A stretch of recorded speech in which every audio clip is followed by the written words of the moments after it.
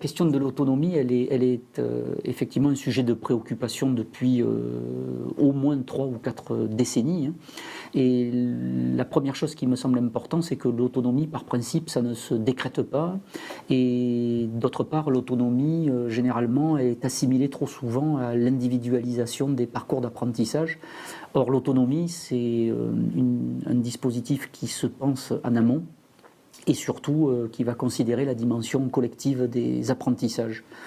La première chose que je souhaitais dire, c'est qu'à minima, lorsqu'un enseignant réfléchit à la mise en place d'un dispositif de pédagogie autonome, il doit normalement penser au moins à 10 principes que je vais rapidement évoquer. Il va d'abord penser à faire donc expliciter le projet pédagogique qu'il souhaite mettre en œuvre. Il va ensuite, dès le départ, penser au dispositif d'accompagnement des apprentissages autonomes. Il va ensuite donc envisager dès le départ de mobiliser un ensemble de ressources, qu'elles soient documentaires, numériques ou très classiques, livresques et autres. Il va ensuite penser aussi aux modalités d'organisation de son apprentissage et donc un dispositif d'autonomie s'organise avec diverses phases successives ayant chacune un objectif. Cinquièmement, il va penser également à des modes de sollicitation et de stimulation donc, des élèves au cours de ces apprentissages. Autre point, donc, on visera donc la clarification de la situation.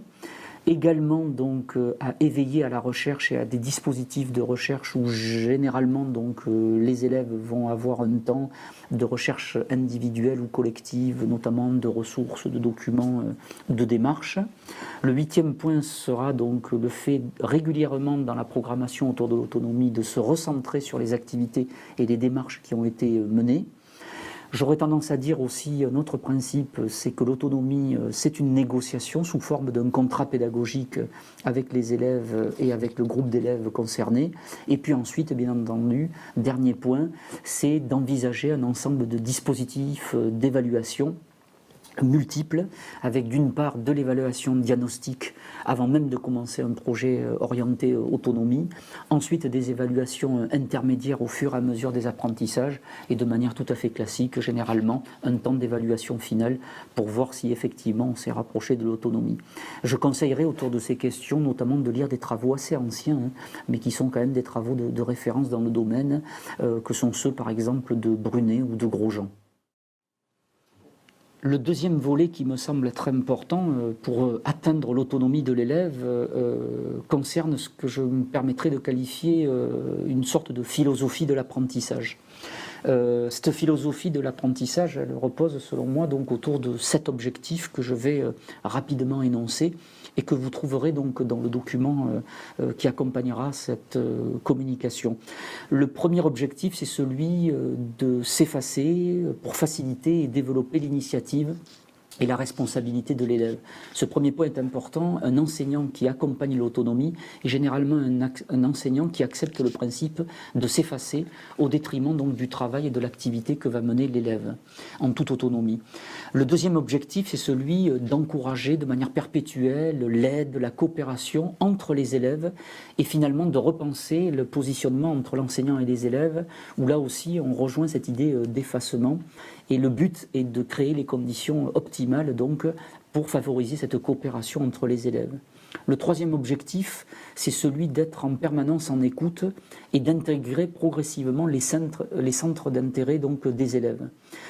Susciter des démarches autonomes donc, nécessite de s'appuyer particulièrement sur ces centres d'intérêt, les sources de motivation et d'inspiration des élèves.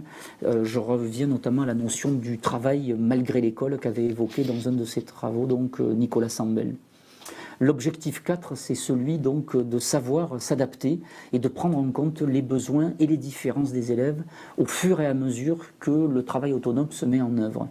Ce qui n'est pas évident du tout puisque c'est forcément de tendre finalement ce que l'enseignant a projeté initialement dans sa progression pédagogique et les difficultés qu'auront au fur et à mesure les élèves pour accepter finalement de contourner les objectifs que l'on avait initialement fixés. Un cinquième objectif, c'est celui donc de s'appuyer sur la créativité des élèves, et notamment par le biais de la démarche de production, qui reste selon moi donc fondamentale pour mettre en situation de travail autonome des élèves. Et notamment donc ne pas oublier que l'élève doit être en situation constante de production d'idées, d'écrits et de documents.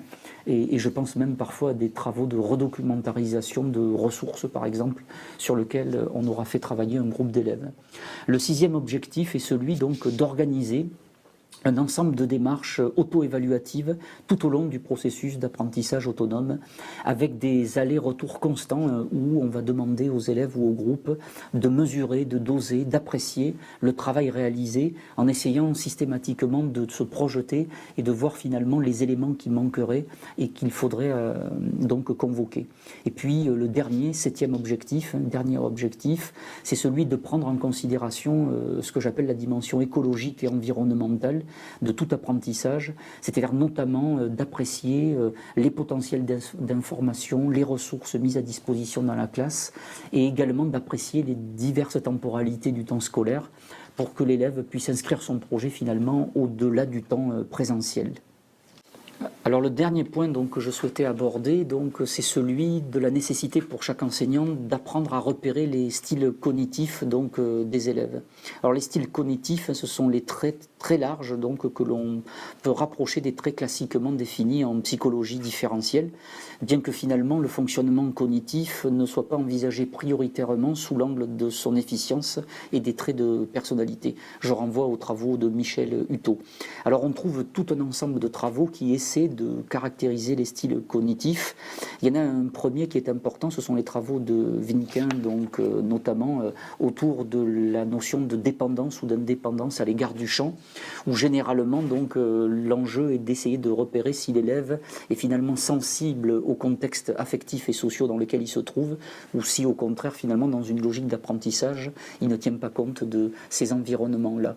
Il y a un deuxième style cognitif intéressant, c'est celui d'Auzubel, David Auzubel, sur la notion d'accentuation et d'égalisation, où le principe c'est finalement un élève s'approprie des savoirs dans une démarche autonome, soit en repérant les différences et les oppositions des contenus qu'on lui propose, ou au contraire en recherchant systématiquement des similitudes ou par principe d'analogie.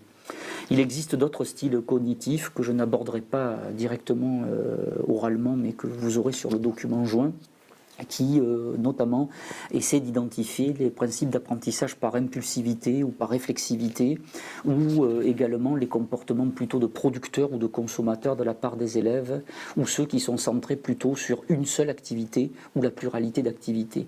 Tout ceci pour dire que finalement, un enseignant qui souhaite mettre en place des dispositifs de travail autonome pour viser donc une autonomie de l'élève, doit veiller généralement, à minima, lors du début de son activité, à repérer un petit peu les styles cognitifs dominants dans la classe pour essayer d'imaginer des scénarisations en phase avec ces styles cognitifs.